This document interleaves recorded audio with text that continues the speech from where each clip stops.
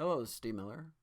Today I'm going to walk you through a step-by-step installation for installing Appium along with Ruby so that you can do Appium testing.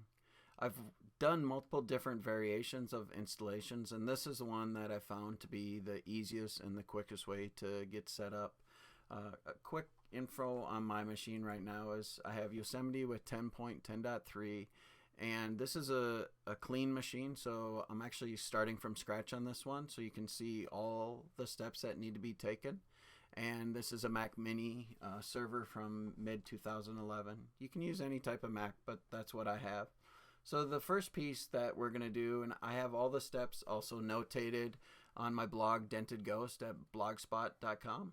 So what I want you to do is go out and download the Java JDK. You can go here and just click Java JDK. And the one that we're looking for is the Mac OS X.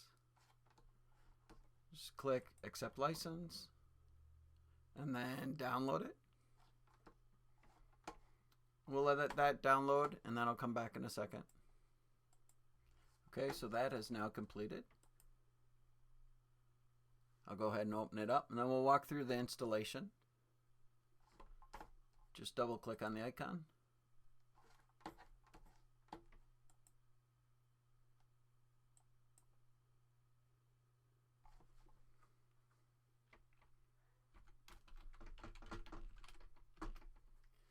Install the software.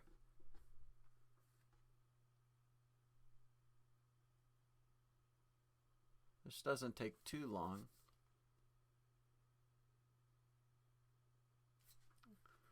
Alright, go ahead and hit close. So after we installed it, the next thing we need to do is update our environment so the Java will be recognized. So to do that, make sure you're right spot, open up terminal, and if you need to or you're not sure, you can always come up here, search for terminal, and then terminal will open up. Inside of here, do cd, make sure we're in the right location. If you do pwd, you'll see it gives your path to that location. And to make it simple, we're going to use text edit. So we're going to edit the bash profile. So say open-a text edit and then .bash profile. And if you don't have an existing profile, let's say it doesn't exist, so to fix that, we'll just go ahead and say touch.bash profile, and that will create an empty file for us.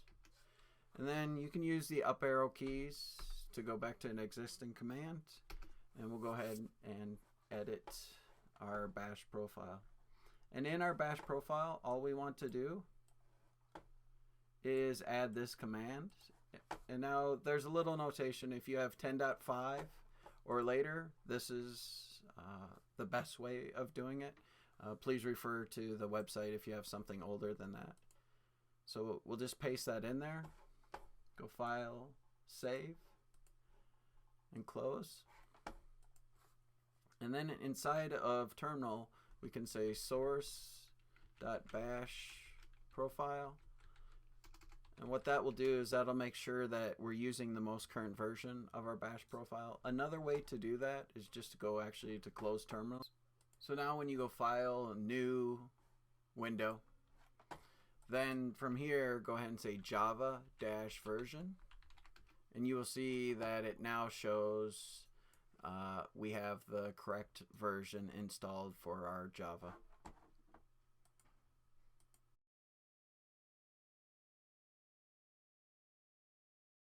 So next we're going to install the Android Studio SDK. So go ahead and go to developer.androidstudio/SDK index, and we're going to install the Android Studio for Mac. Just go ahead and click here, accept the terms, and download it, and we'll be back in a second. So next we're going to go ahead and install it.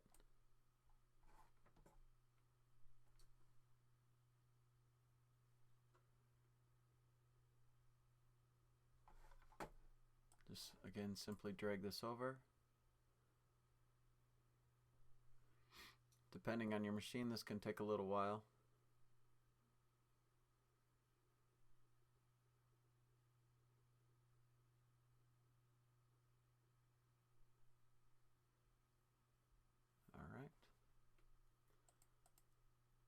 And I'll just go into applications and say open. One thing I like to do is always just, at least for the automation stuff, oops, let's go.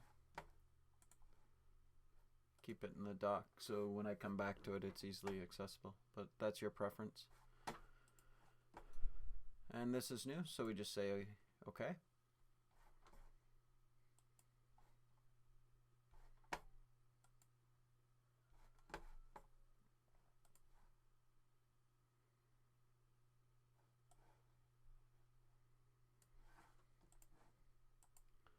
And next, and standard's fine. Accept the license. Click finish. This can take a while, so I'm going to go ahead and pause it.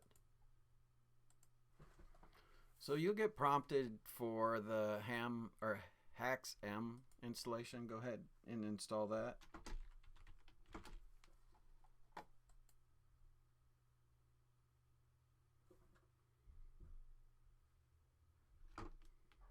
All right, go ahead and then just click finish. Next, what we'll want to do is go ahead and configure and then SDK manager. There were a couple that were downloaded initially when you did the install, and you see installed here.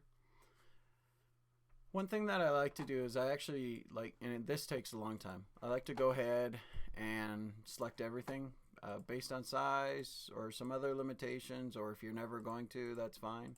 But to prevent running into some weird errors later, I found it helpful to go ahead and install all the available packages.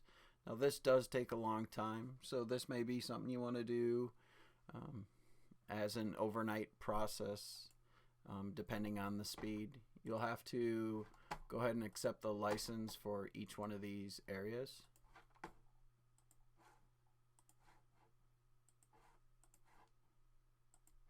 And then click install.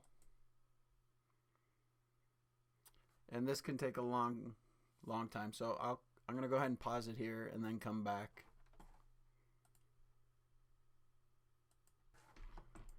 So after we have that done, you'll see everything's installed. Go ahead and close it. You can come back and, if you want, double check that everything's installed. You'll notice there's a couple, like down here, not compatible. That's fine. So go ahead and close that. So the next thing that we need to do, similar to Java, is we need to set the path up correctly. And to do that, again, open up terminal. And we'll do the same thing.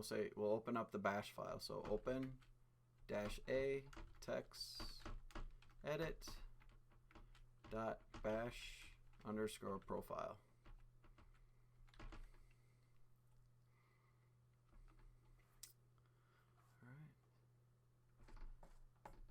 And this will open up. Let me change the font bigger.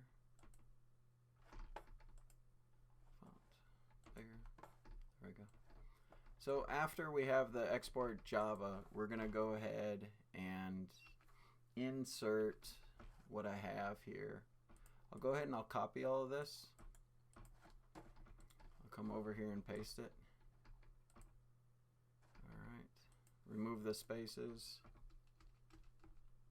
One of the things you'll see is that there's 3 question marks. And again, that's your username. So I'll open up another terminal. Or actually just this terminal. And if you do pwd, you'll see users and then the username. So copy your username and replace the question marks.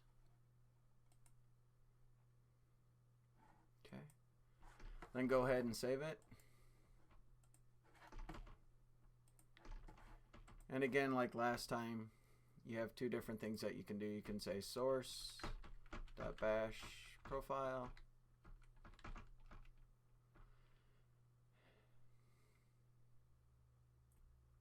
or you could go ahead and close it down and open up a new window.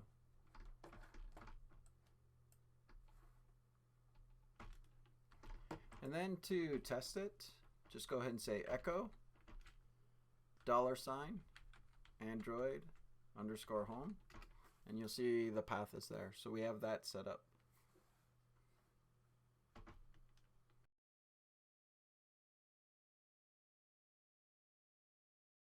Next, we're going to install Xcode. The easiest way is to go to the Apple Store and install it, but I've also included links. Later there'll be reasons to actually install different versions of Xcode, but just to get started out, we'll just install the newest version of Xcode. So just search for Xcode and then click install.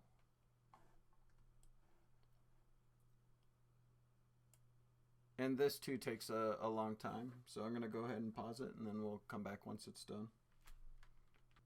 So it does take a while, and I haven't seen any progress bar. Maybe there is, but I'm unaware of it, so it does take a while. Eventually it'll switch from installing to open. Go ahead and just click open.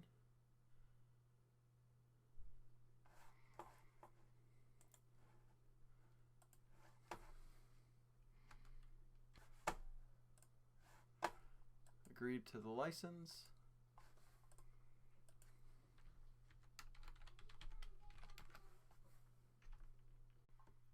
Now with Xcode open, what we need to do is install the simulators. So go Xcode, Preferences, choose the tab Downloads, and then just click on the down arrow to install each one of those. Just make sure you have enough time to download these. These can take a little bit.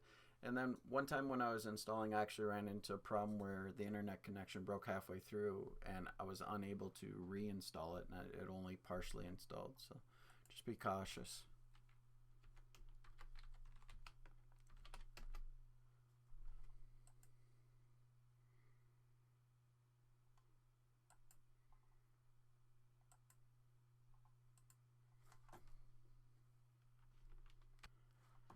So once it's done, you'll get checks. You can go ahead and close that. We can even quit Xcode for now.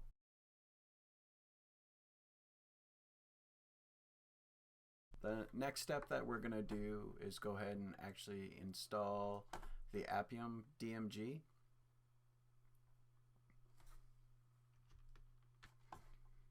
So just click on Appium.dmg.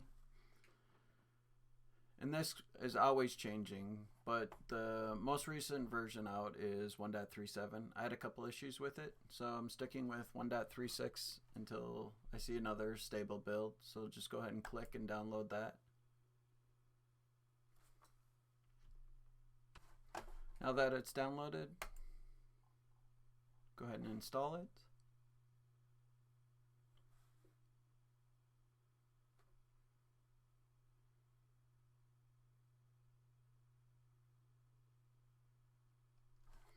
Same thing, drag it over, drop.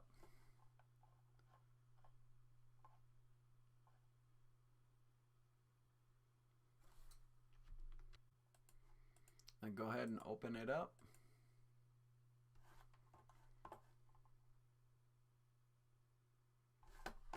Click open.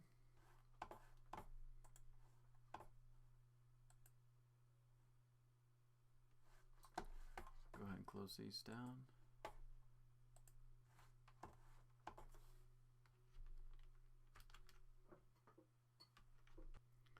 You'll get prompted to ask for authorization. Go ahead and say yes.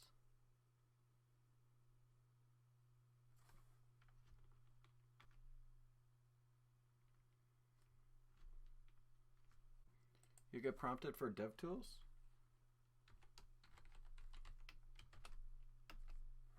Say OK. Say OK.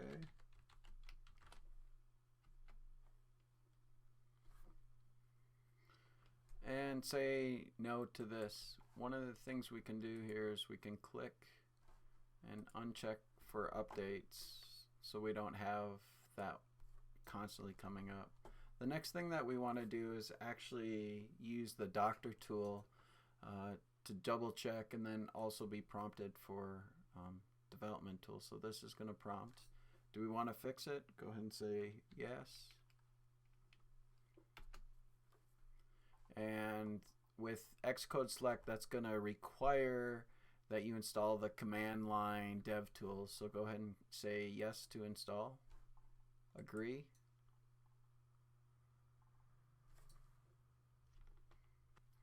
So when the software's installed, go ahead and click done. Press any key to continue. We could have installed the command line tools before, but I find it easier actually just to use the doctor and be prompted.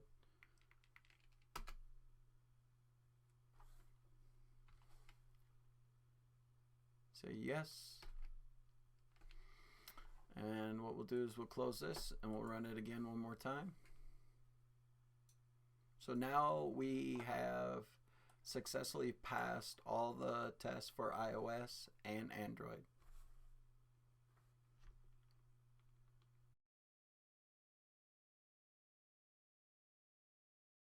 Next, we're going to install Homebrew. And Homebrew helps us install things on our Macs, and it does it in a way that makes it significantly easier for us. So click on Homebrew, and then copy this string here,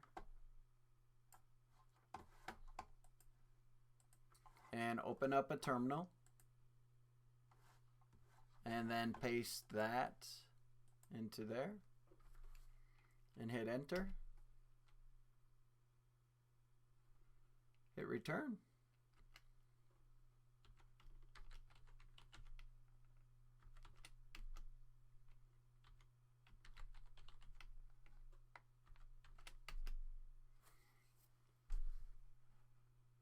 And then it will download and install Homebrew.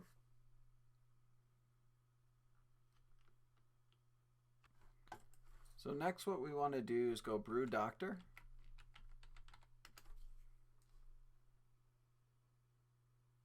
And that will run some checks on brew itself.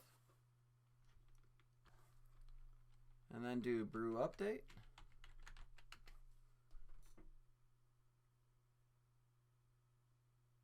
And we should be good.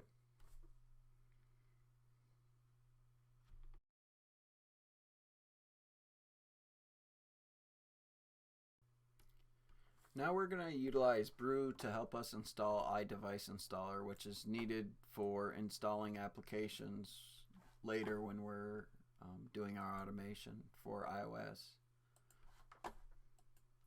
So go ahead and just type or copy brew install -- capital HEAD ideviceinstaller.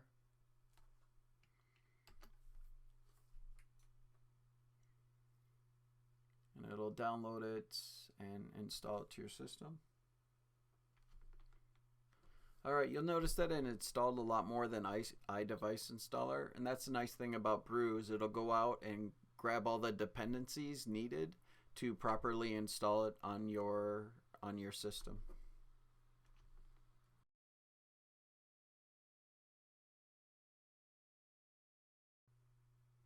Next, we're going to install the iOS WebKit debug-proxy, which is used for when we're running mobile web for iOS automation. So again, open up a terminal and either type or copy brew install iOS WebKit debug-proxy and then hit enter.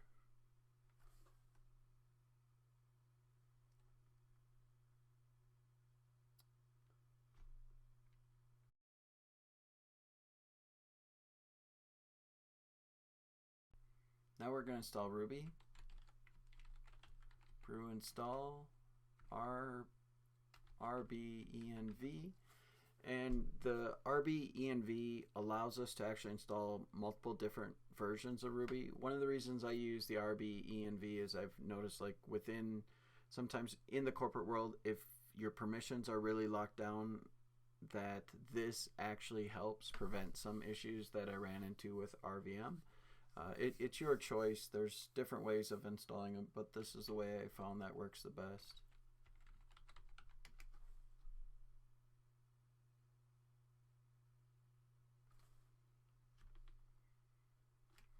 All right. Next, what we'll do is we'll install Ruby version 2.2.1.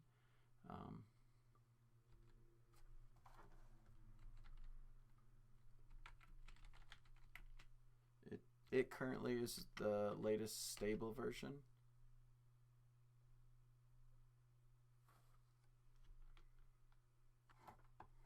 After it completes, then what we need to do is we need to tell the system both that this is going to be the local and global version for Ruby. To do that, do the rbenv local 2.2.1 and rbenv global 2.2.1. You can install multiple different versions of Ruby and then switch back and forth by just using this local command and global command. And then we will rehash it. Should be good that way. Then we have to make one more update to our bash profile. So again, open -a text edit .bash profile.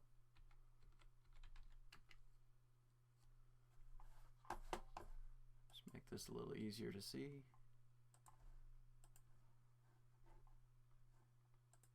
There we go.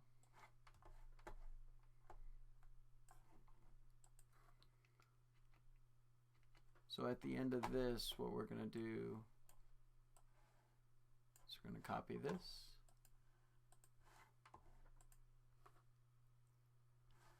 And paste that.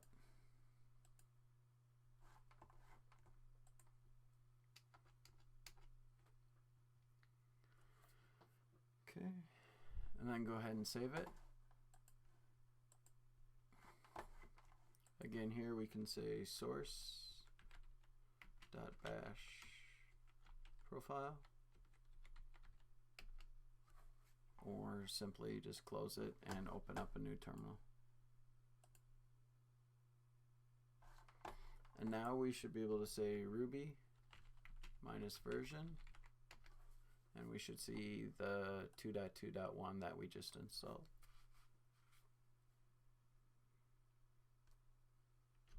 So now we have everything set up.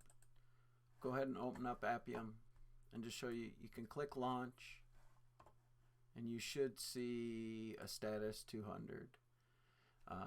In additional videos after this, we'll walk through and do real examples so we can apply this, but hopefully this was helpful for you. Thanks, bye.